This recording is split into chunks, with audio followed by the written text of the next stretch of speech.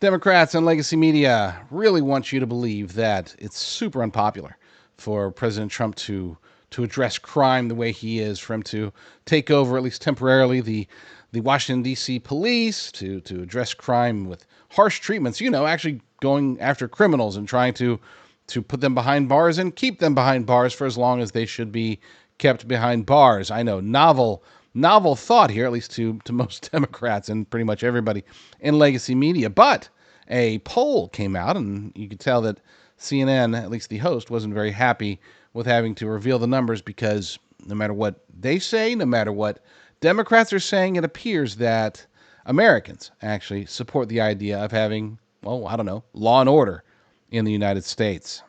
I think this sort of gives the game away here because Donald Trump is like Air Jordan towering over Joe Biden when it comes to their handling of crime. Look, in 2024, look at where Biden's net approval was on crime. Way underwater there at minus 26 points. It was one of Biden's worst issues. Granted, pretty much every issue was one of Biden's worst issues. And again, look at where Donald Trump is.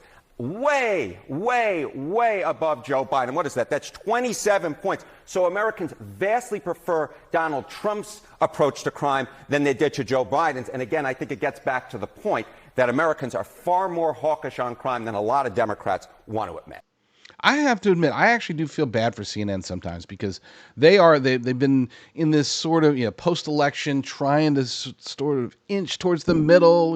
They see the popularity of Scott Jennings. They see that they can't just always just bash Trump. Now some of the hosts obviously still do. We'll see how long they last, but at least to some extent they're trying to be more fair. I know they've got a long way to go, and by no means do I think that they're anywhere close to being unbiased. But I feel bad for them because at least the people there, the personnel they have on air now, the vast majority of them are extremely uncomfortable with revealing the truth, especially as it pertains to President Trump. So I don't feel bad for him, I guess. That's probably the wrong way to put it. I pity them for putting themselves in this position. Let's face it, a whole bunch of the quote-unquote prepper food out there, the long-term storage food, it just sucks. I mean, really does.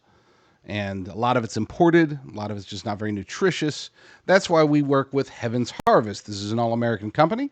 They locally source all of their food, and it's actually quite good.